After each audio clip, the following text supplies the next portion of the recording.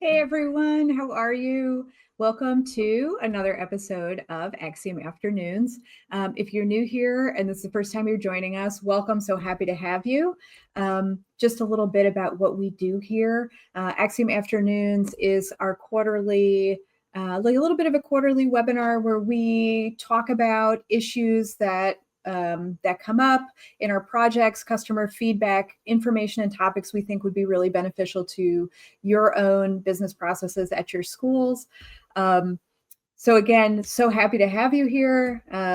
Love to see all of the new faces, and welcome back to everybody who's been here along the way, and we appreciate the support. We love doing this because we really love the feedback that we get from all of you. Before we get into the topics that we're going to be talking about, I'm just going to give you a quick rundown of where we are, what we're doing, new and exciting things that are on the horizon. And for this time of year, all of those new and exciting things that I'm about to tell you are events, live in-person events, because this is it, right? This is the time.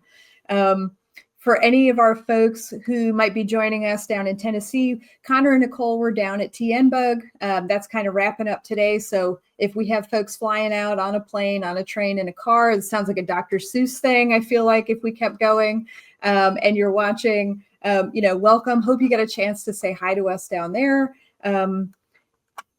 Next up, and you'll see me looking at my notes because this feels like a world history exam, lots of dates, lots of times, lots of names, and I want to make sure I keep it straight.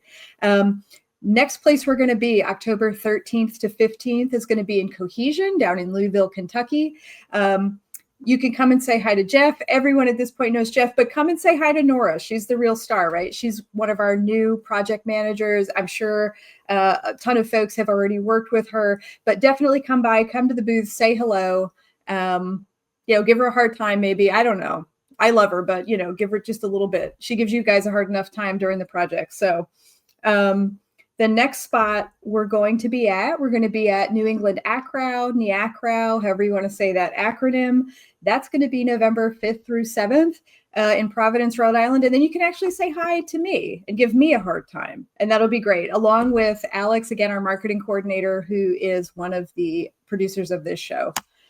Albug is going to be coming up November 12th through 14th. After that, it's going to be down in Gulf Shore, Alabama. So be sure to come out to that. And then Middle States ACROW. This is going to be kind of our inaugural Middle States ACROW turnout. We haven't been to this one before. Really looking forward to it. That's December 1st through 3rd in Lancaster, PA. So that's a big deal. Come and say hi. Nicole is probably going to be the person there, I believe. She usually does all of our PA stuff, and she is just a joy to hang out with. So definitely come by and say hello to her.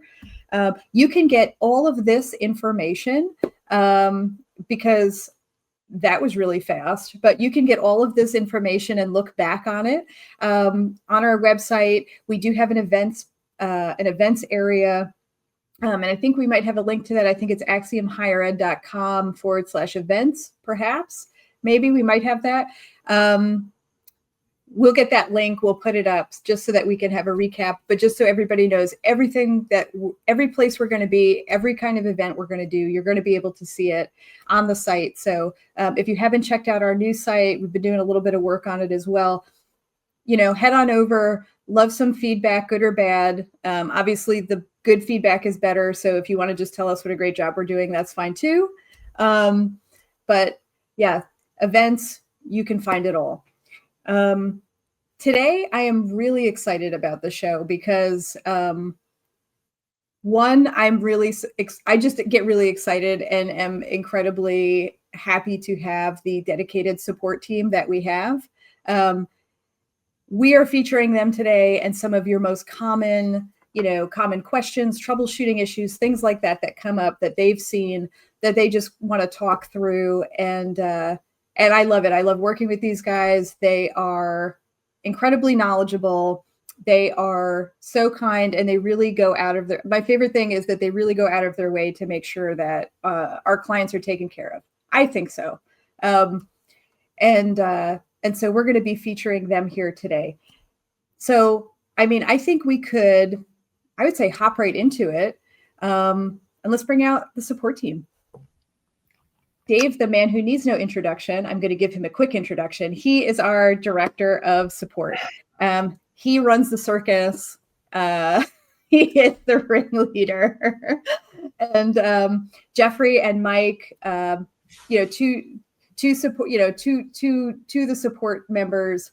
Again, like I said, love working with you guys. So happy you're here today. And I know people are going to get a whole lot out of what you're going to walk them through. Thanks, Steph.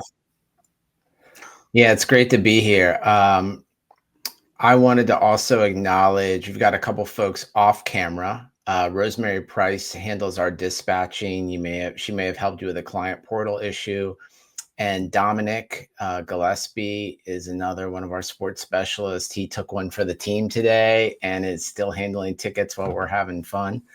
So yeah, I think we're just going to hit a couple of issues today that it's hard. People ask me all the time, what are the most common support issues? And I think the thing that I love about this job and why I've done it for 19 years is that there's so many different things. It doesn't get boring. You guys present us with all sorts of interesting things every day. And so I was thinking about it, and there's a couple of things that I think we've seen lately that I think can be beneficial.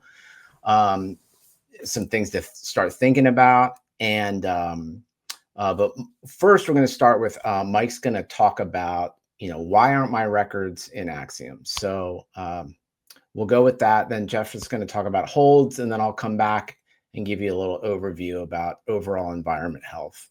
All right, take it away, Mike. Thank you, Dave, for the introduction. Hello, everyone. My name is Mike Wolf. I've been on the support team with Axiom for 3.5 years now. Quick fun fact about me, as you can see from my title, I'm a self-proclaimed duck master because of my 5 pet ducks: Princess Leia, Luke Skyquacker, R2-D2, Chewquacka, and Duck Vader. But to get right into it, today I'm going to be talking about one of our most common support requests, as I like to call, dude, where's my import file? The 2 methods for importing data into Axiom are via flat file or using a database query. So starting with the flat file approach, most of our answers for why we don't see our records or file imported can be answered by going straight to the file directory that is set in the source's import configuration. So once we go into that file directory, there's 4 different scenarios. So the first one is the file is still in that top level root directory, and this means that it hasn't been processed yet.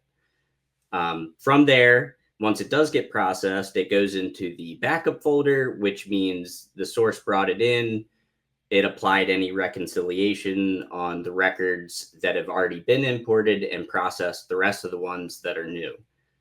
And then the other folder that you'll see is the problem files folder, which is whenever the source encounters any kind of discrepancy with how the configuration is set, it's going to, put the file in that folder. So some of the things that you can set are a file name mask. If it doesn't match that, it'll go in there. If the file type is like a .txt and we're looking for a CSV, then it'll put it in there. If you are missing the total number of import fields, the file ends up in there. Or if there's, what's the last one? The delimiter, that's another setting that we have.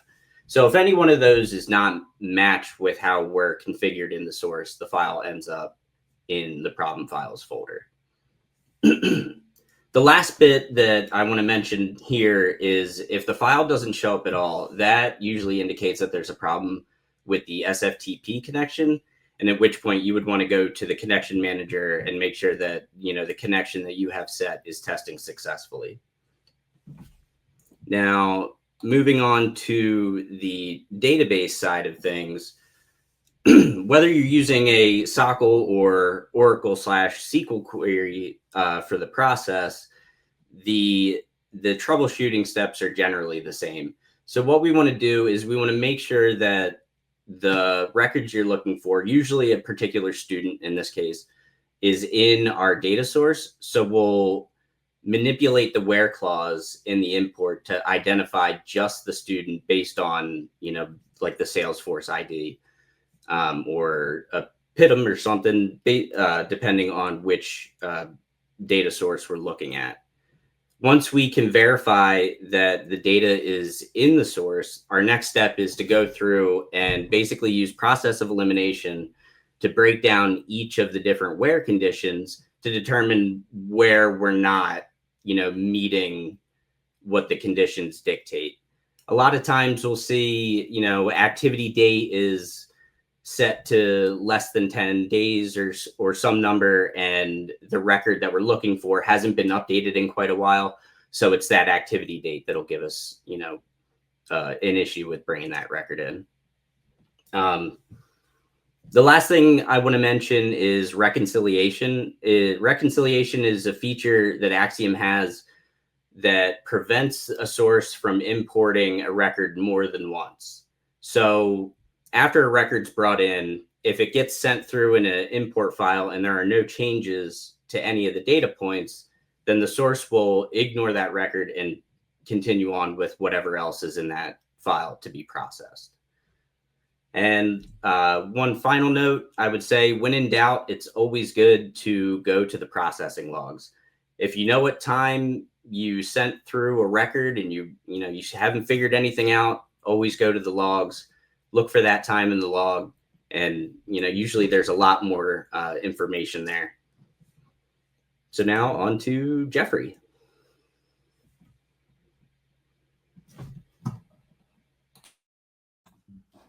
There we go. Thanks, Mike. My topic today is, well, quick introduction. My name is Jeffrey Carrig. I've been with Axiom for over 7 years now. And a lot of you that have logged in today, I've probably talked to you at one point, worked on a ticket, interacted somehow, some way. So I just want to say shout out to Josh over there who texted me 5 minutes before he started and said, good luck. And I know Kathy out there who's waiting for a phone call from me for a ticket on hold, which is actually the topic I'm discussing today. So we get lots of tickets in asking, why is my record on hold? You've checked the application, the students in Banner, but the record's still on hold. So we'll actually go back a step. Whatever your CRM is, if it's Salesforce, if it's Slate, even Destiny 1, each student in there is given an ID. So TargetX/Salesforce, their TargetX ID, the Slate ID, Destiny 1 ID, all those IDs, when they go to Banner, go into a table called Sarah CMT. I'm sorry, a table called GORADID, GORADID. That is where all those IDs are held in Banner. Now, the person record comes over into Axiom. You get all the person information, first name, last name. That is where that ID goes in Axiom from Banner. Now, let's say you have a address record. Address record comes through. If that person record's not there, the record's going to stay on hold. Same thing with previous college. Same thing with relationship information, high school information, prior enrollment. All that is on hold until until that student ID is in Banner. If you think about it, it makes sense. You can't send a relationship record to a student who doesn't exist yet in Banner. Otherwise, it's getting attached to nothing and just kind of flitters away to cyberspace. But once that's in there, those records should flow normally. And 90% of the time they do. However, there is the occasion where a record comes through, an application record. Application record sitting on hold. You know the student's in Banner, but then the question is why? One of the first things we check is to make sure that the ID coming with the application, the student ID coming from the application, matches what's in that GORADID table. If it doesn't match, it's not going to come over. Or there's another instance where that ID is now sitting with two PITMs in Banner, where the same person has two different Banner IDs. We've all seen it before It's not fun. It's not pretty to try and fix, but it does need to get cleaned up. Now, until that is cleaned up, until we get that matching ID from that application record, from that prior enrollment record, from the address record, that record's not going anywhere. So once that's fixed, it should flow fine. Now, this is true for most records, except for application records. Application records, once they're in, that application ID goes into something called SARA CMT. That is another table in Banner that holds the application ID. Now, decisions are based on the application. Some schools, you can submit 3 applications for one term and for 3 different majors. If that's the case, a decision is required for each one of those applications. And so Banner has the applications, assigns a number to it, and those IDs go into SARA CMT. So when a decision comes through, it will have that particular application code with it. If that code is not in Banner, that decision record's just going to stay on hold until that application number comes through. Now, one of the things with the hold records is that every time Axiom cycles through all the sources, it processes the hold records to see if the record should stay on hold. If it does, there you go, it continues to stay on hold. That's when you start seeing holds there for 2, 3, 4 days. Otherwise, it processes. A lot of times we get the person record after the application, after the test scores, after prior enrollment records, and eventually the record comes through, and like I said, everything processes. Literally an hour ago from right now, about 1:20, I was working with a school where exactly happened. They had 3 decision codes for one student. We went in and found out that the application IDs were different. The ones on the record were different than what was in Banner. So we both walked through the Banner, went to the comment tab, and then he edited the code that was in that table. And then once we did that, rolled back the record, everything flowed through. Now, there are other situations where other records on hold. Similar thing, let's say someone goes into Target X, applies in 2022, for some reason doesn't come in, applies again in 2024, but at that time they end up getting 2 Target X IDs. It goes through Axiom. Axiom, however, figures out, hey, this person from 2024 is the same person from 2022. We're going to match them up so there aren't 2 Banner IDs. So now the records flow. It's got the one ID, but the Banner record still has the older one, and now everything else is on hold. Got to go back in, fix that record in Banner. Everything goes smoothly.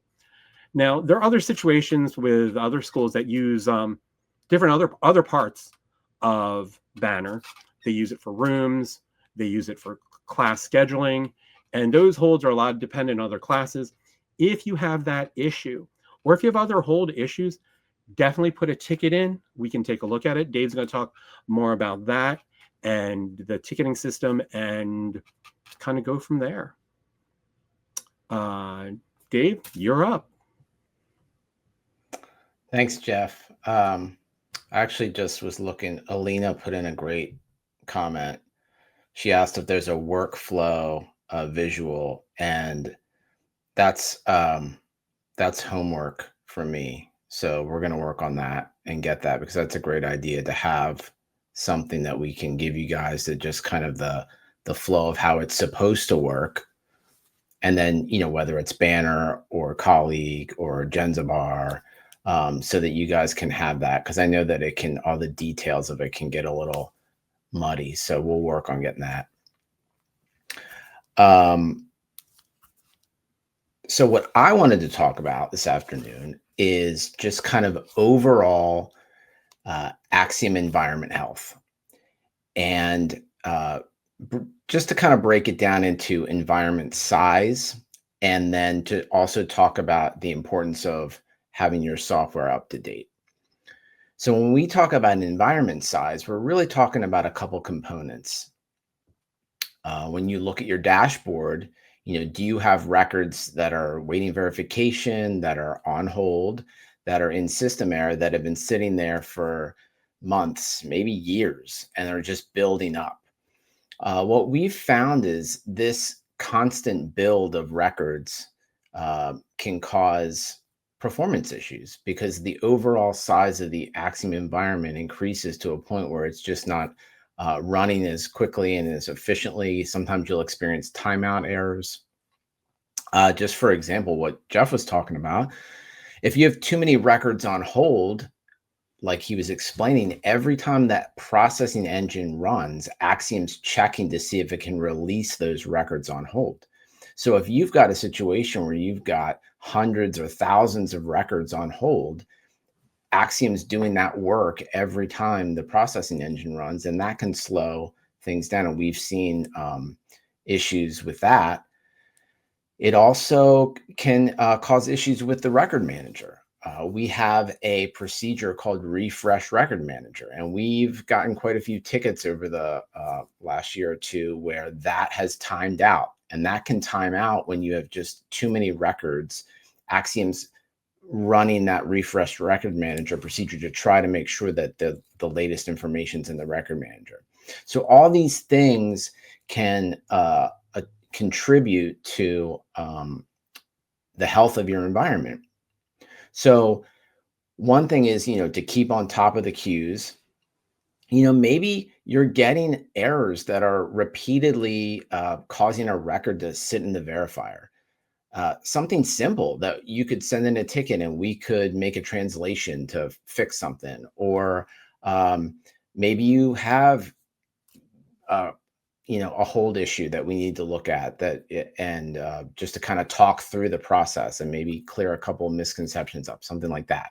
Or some standard system errors, things like that. I think it's, if you can get in the habit of getting through those as daily, and then reaching out to us if there's something that you can't figure out, we can jump on a call, or if we have access, we can get in there and try to clear those out for you. And kind of coupled with that, the other piece of it is retention. So we have a feature that, when properly configured, is going to kind of automatically manage the size of the environment by removing older records. Our implementation team is doing a great job with getting that set up on the front end with newer clients. But maybe you've had Axiom for a long time, and maybe you had Axiom before we even had retention. And so maybe that's something that you haven't, you don't know what it is, you're not sure how to set it up. That would be good to reach out to us, because that helps to keep the environment at a manageable level. One thing to note with that is that retention is only going to take action on completed records. So if you've got records that are sitting in the dashboard, either in verification, hold, or system errors, those aren't going to get automatically cleaned out. So we need to get those to be completed records in order to have retention remove those. So with that, with the environment size, retention, we think it's really important to be running the latest software. And so our dev team has worked really hard over the last couple of years to put a lot of performance enhancements in.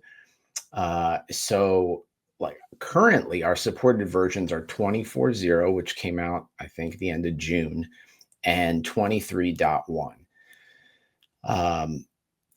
Now, when I say that, if you put in a ticket and you're still running 22.1, we're not going to be like, we're not going to support you, but we are going to encourage you to get on to 24 and 23.1, because what happens is if you run into a real showstopper and we've got to escalate to our development team, they're going to tell us, hey, the first step is to get the client onto a supported version so that we can go from there. Because what they're doing is they're constantly making changes, updates, little fixes, And a hot fix, they're only going to hot fix those versions. They're not going to be hot fixing 21 point something or 22.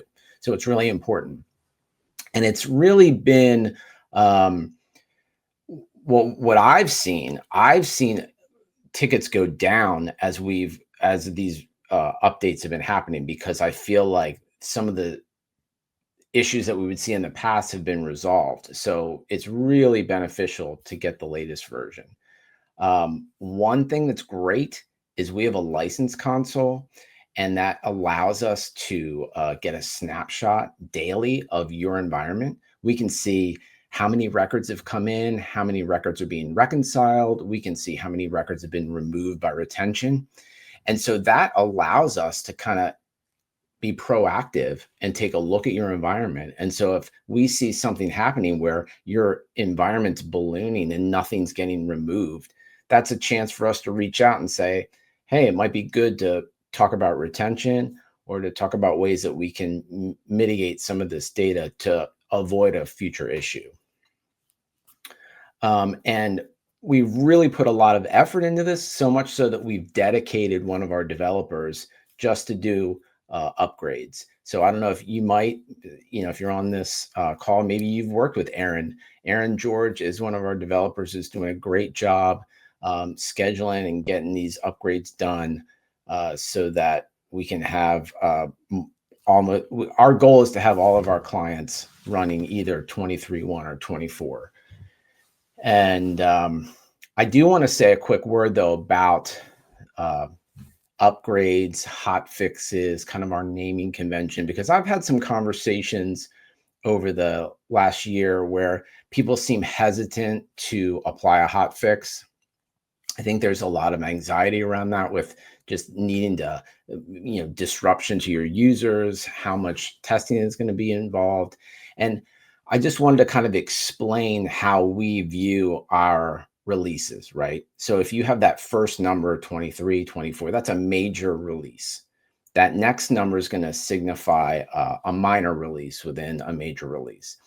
And then really kind of that last number, that third number, is talking about a hot fix. It's talking about, targeted fixes for issues that have arisen. And so you can have confidence that if you're running 20, like I saw a ticket today, they're on 23.1.4 and we were suggesting 23.1.16, and they were like, what does that mean? What's the downside for our users? And I'm basically having to explain that these are just kind of back end fixes that you really shouldn't have to worry about. Now, I would never suggest you take a hot fix and not test it, but testing a hot fix should not be the same amount of rigor that you're going to test going from like 22 to 23. That's a different thing. There's not going to be dashboard changes, record manager changes. These are back end fixes. Sometimes we'll have to make a change because Oracle's changed something. So we'll have to tune something on the back end. But all right, enough about hot fixes. I do want to talk about, I'm really excited. We have a new client portal. You're in the know because we haven't let all of our clients know. So if you're on this call, you're like one of the first to know about it. So I think Alex is going to put up the URL for our client portal, but we're going to be sending out some information on it in the next week or two.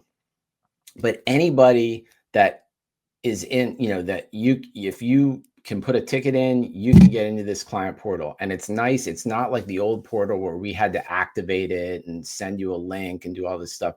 You can go right to the portal. You type in your school email, and then it'll send you a token to get in. So, which is a lot nicer than having to have a 2FA application on your phone and doing all that stuff. It's really simple. And it's really nice. Our development team did some nice touches to it. And we're really excited about it. And we think it's a nice improvement from our current client portal. So definitely check that out. And I think that's all I've got. So I was going to turn it back to Steph just to see if we had any questions that people wanted us to talk about. Definitely. I think, let's see. I did see some come through. Okay. If my environment is running slow, will retention help make it run more efficiently? Absolutely, because what'll happen, and it's hard sometimes to gauge these things. These numbers are sometimes they're hard to comprehend. Like we'll look at the license console and you'll see maybe a client has 1 million master records, right? A master record would be like the record you would see in the record manager, like John Smith. But behind that, Axiom is essentially a bunch of temporary tables. So you've got John Smith has come in through one source that has all these fields, and all of a sudden you're exponentially creating rows in the database. And so anytime we can keep that number down, your system's going to run faster. Yeah, that makes perfect sense. Let's see. What kind of table sizes cause performance issues? This is a great question because I feel like yeah, I know. That's when I go way back. Yeah. That's a tough one to answer because it's like every system is different, right? Like we've got one client, won't name names, but they have like 6 million master records. And I looked at it and I was like, I can't believe they're still functioning, but whatever they've got going on the database side is able to handle it. I've seen others get to about 2 million and really struggle. So I think it's hard to say. I will say this. The amount of times that I've looked at the license console, if I'm just going to give you a very non-technical answer, I like to see something south of 1 million master records. I feel like once it starts going above that, you're asking for potential issues. But for some of our clients, that's just not possible because of the sheer amount of data that they do every day. But I would talk about, Ezra brings up the USG schools. I would say I would like to see that below 1 million.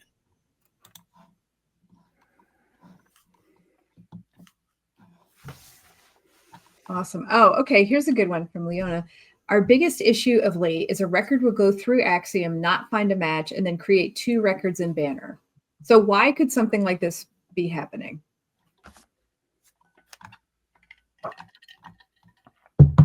Oh, you want me to do it again? All right. They're going to make me answer. I'll call on somebody else. I mean, anybody could do it. I'm like trying to join like, man, something wrong. My first thought is checking the max parallel on the matching phase, because I know that we've encountered this issue before where we'll get a student record processed multiple times repetitively, one after another, and that can tend to cause some problems. And one thing I would say too, what's really important, Leona, is to check, and this is the first thing that we do if we go into an environment. We're looking at the record manager, because the record manager, and there's even like a little matching section at the top, it'll tell you how the match arrived, right? Like if it was a system match versus the end user matched it, right? So that's the first thing I want to know. I want to know, was it just the end user hit new record and they should have matched it against someone?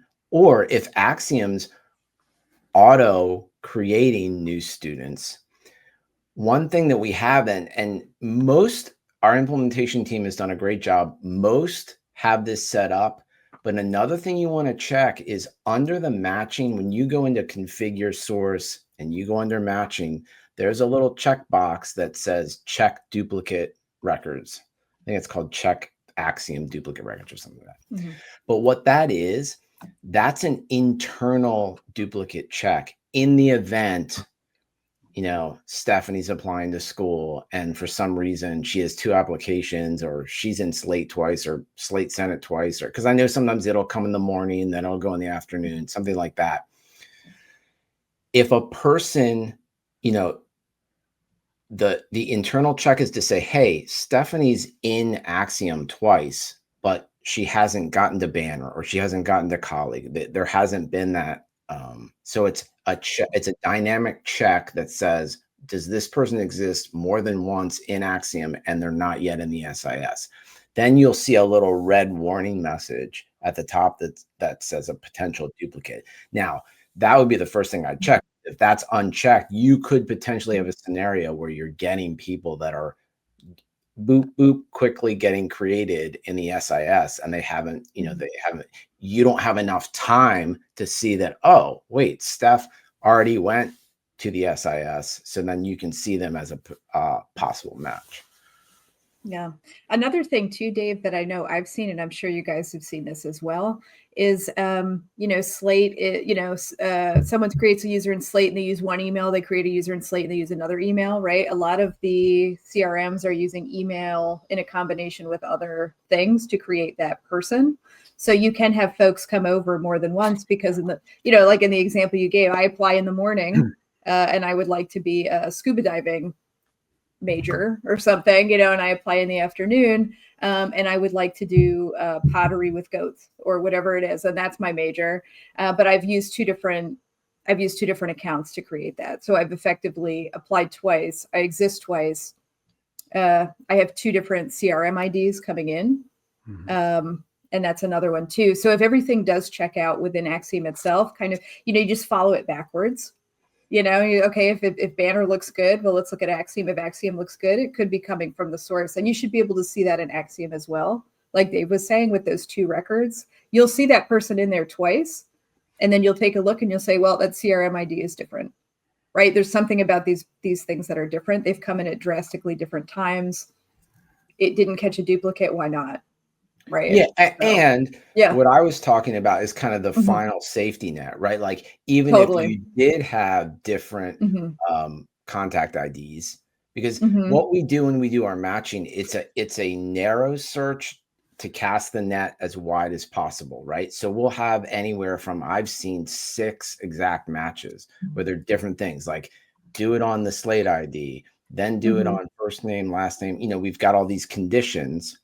But then at the very end, we've got a possible match that's a weighted query that's going to say, hey, is there a potential match based on first name, last name, gender, birth date, right?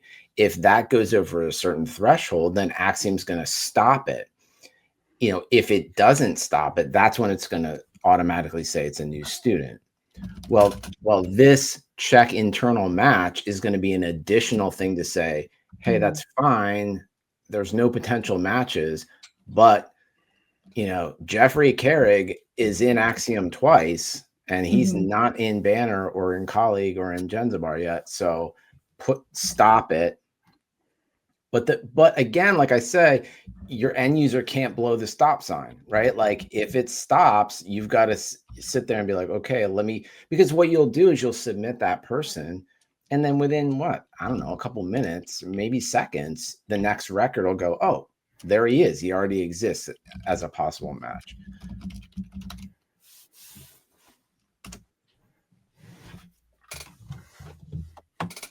Let's see. Oh, this is a good one. Should we switch to the new client portal this month? Will the current client portal be inactivated? Switch today. Yeah. No, so what's cool is we're going to keep the old one in parallel for a little while. We haven't decided how long, but yeah, so you could go in there today and compare. My gut is going to be, you're going to compare and be like, why am I going to this old one when I can go to this new one? But yeah, so you can, I will say this, the only thing that the old one has right now, Sid's been doing an awesome job with this. She does our documentation. We're building up the knowledge base articles. So there might be some leftovers right now.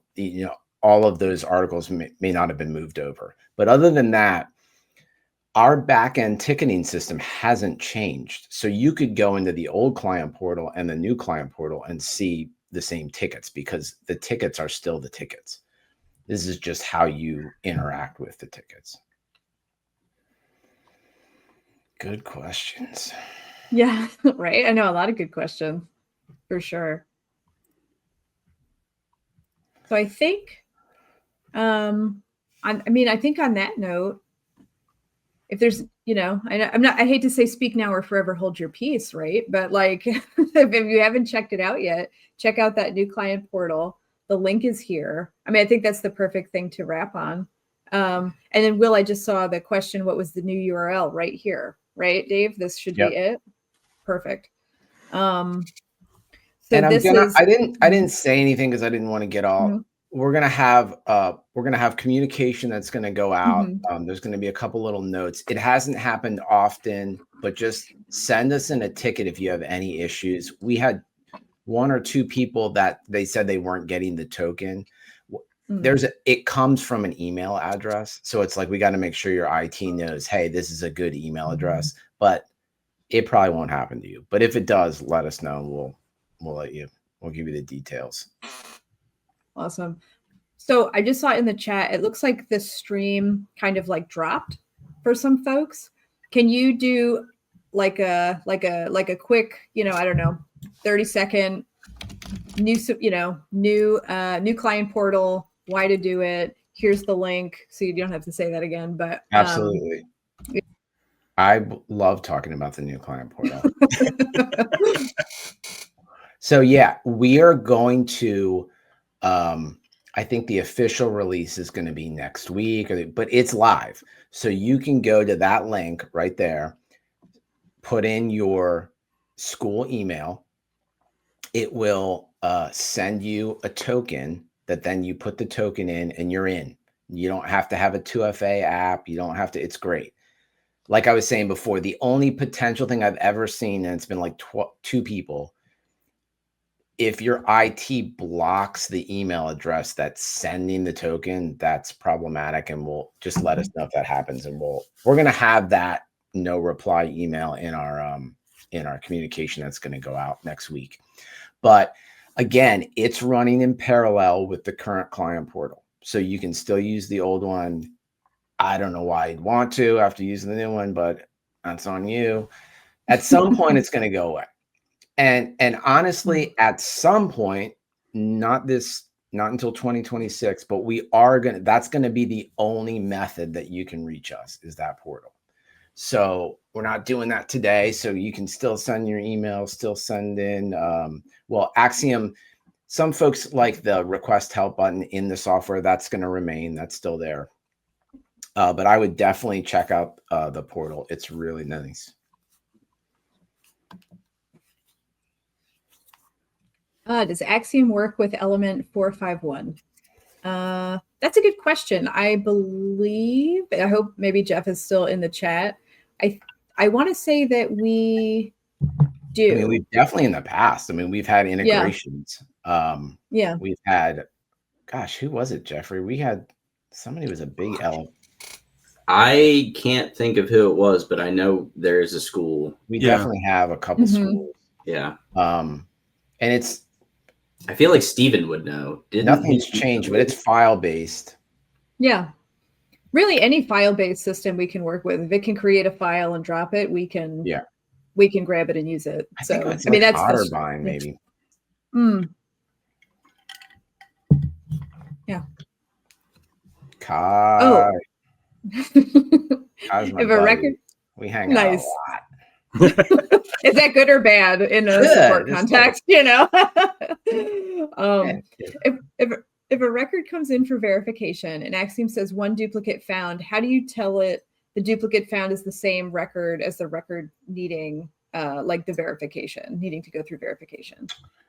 So yeah, that's that feature that I was talking about. So if you click on that duplicate, that should show you the other record, right? So it kind of doesn't matter. It's like just one of them. You just need to say, okay, just one of them has to go in so that we can create the person.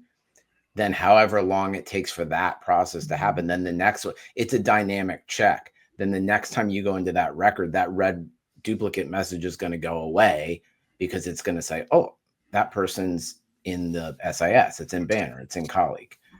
So, but if that's not your experience, that would be a ticket, because we have seen some weird, I've seen some weird configurations where people have kind of set it up on other sources where it doesn't need to be. So then it kind of, you get some weird kind of false positives.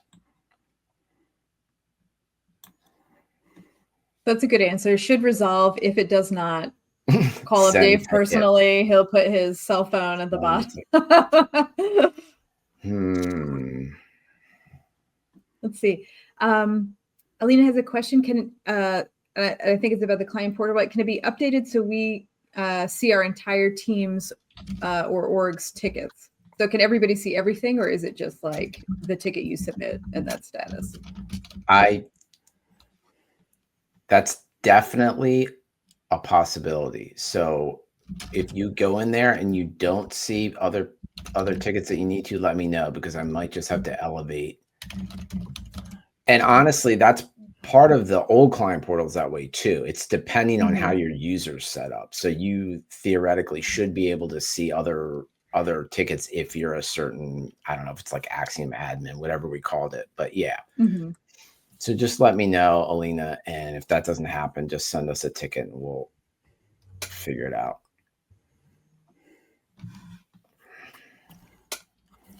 We are encountering students creating accounts with date of births where the students are under age 10. Is there a way to stop the record from processing to banner based on a minimum age requirement? We can, I mean, the easiest way to do it would be to do a procedure that looks at the date of birth, base it on a formula saying, hey, is this kid 10 years old or younger, or whatever the minimum age is the banner wants, and then have it stop in the verifier with a little message saying, hey, this kid's too young, and then go from there. What is this, like a Doogie Howser situation? I'm dating myself there, but boy genius. Yeah. No, they came back. He got a new TV show recently. Really? Oh wow. Yeah, he's like adult Doogie now, but wow. Yeah, but anything like that where it's custom, that's absolutely like for most of the questions, yes, we could probably do it, but put in a ticket and then everybody will be able to kind of just review that and then figure out the best way to get to the result that you want, you know. Who do you say to contact if we don't receive the token? All right, I'm doing it. I wasn't going to do it, but hold on. Let me find my little. I have a. I shut down Outlook so it wouldn't beep. I'll put it in the chat. I'm going to get the. Nice. There's a no reply. Wow. I guess I shouldn't have shut my Outlook down. It's really not happy right now. So no, that's okay. Lisa, we can. Yeah. I will get that out to you after. I will directly send that to you. Hand delivered carrier pigeon, or how are you planning on that? Drive out to. But yeah, so it's like the token's coming from a no reply at something. I can't remember, but yeah, if they'll just like whitelist that or whatever, then you'll get your token. You'll be all set. Perfect. Yeah, it looks like there was a few folks. I see Kathy Rao and Earl had another situation, and this is just like on this topic, and we could probably do it. Yeah. It looks like submitted a ticket for the new portal, not sending a token, and resetting the MFA for the old portal instead. So we get it figured out. Dave will get the email out. And I think we'll also be having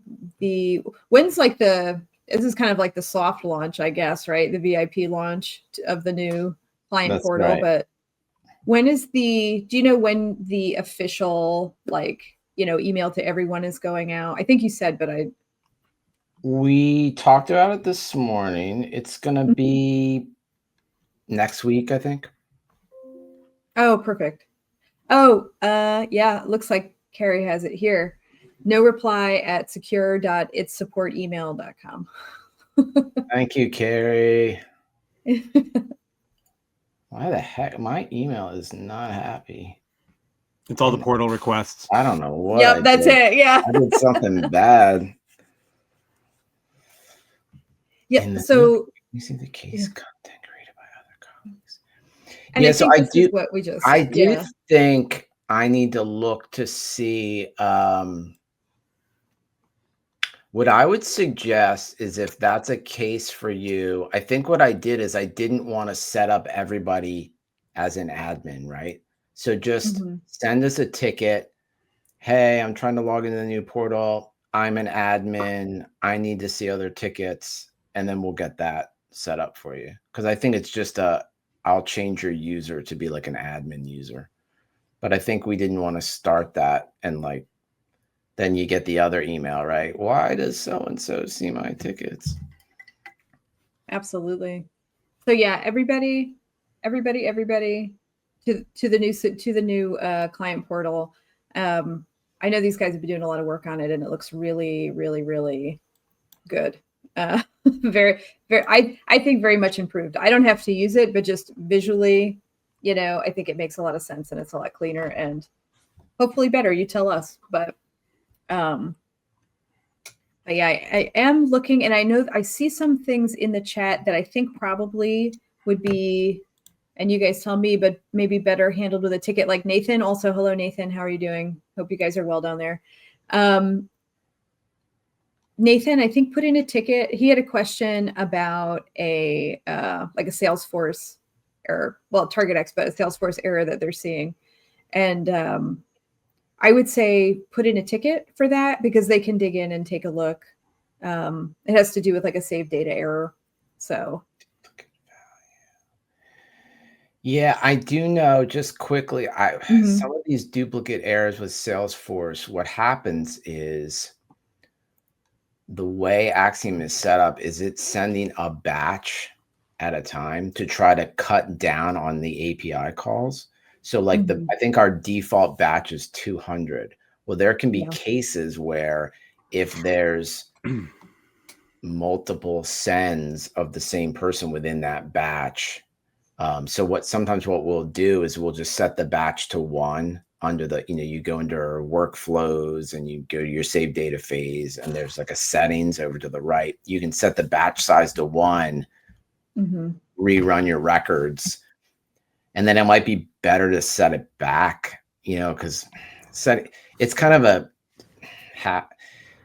setting it to 1's great, cuts down on duplicates, but it's slower and it uses more API calls. So it's sort of you got to think about it.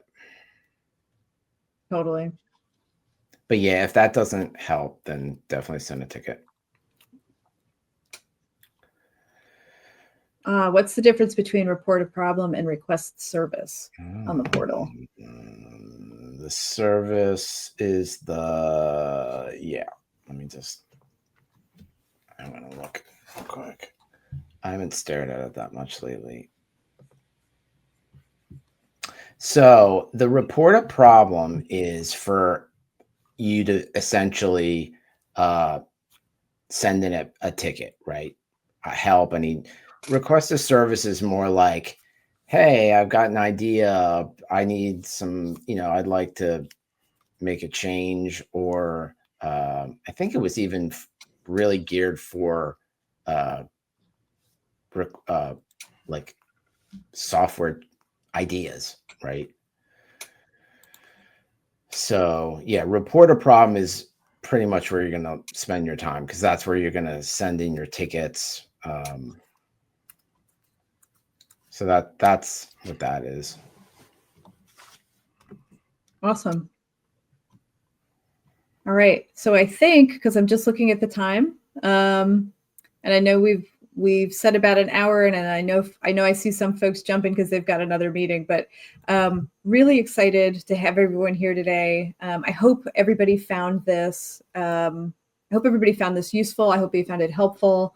I hope you have one more reason to reach out to these guys and send in more tickets because they love to hear from you.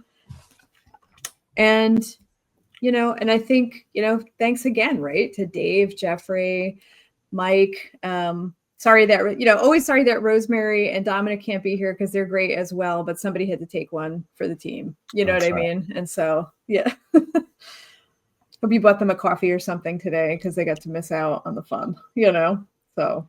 It is Rosemary's birthday today, so everybody. Is it? That's I didn't right. know that. Yeah. Yeah. Yes, that's right. It's a big shout out. Happy birthday, Rosemary. 20th anniversary of her 19th birthday, I think she told me. That's nice. Oh. The best part was she said she forgot. Yeah, she did. Yeah, when we all wished her happy birthday. She's like, right? oh, wait, what? I was like, yeah. Awesome. All right, guys. Well, it was awesome to be here with you. Any closing thoughts, anything like that? If not, we'll call it. And it was great to have everybody here. Remember, check our events, check out that new client portal. Please harass these guys with any questions, problems, issues, or suggestions that you may have. They like it. I don't know what's wrong with them, but they like it. So thank you everyone for being here. Yeah. Take care, everyone. See you guys soon. Bye-bye.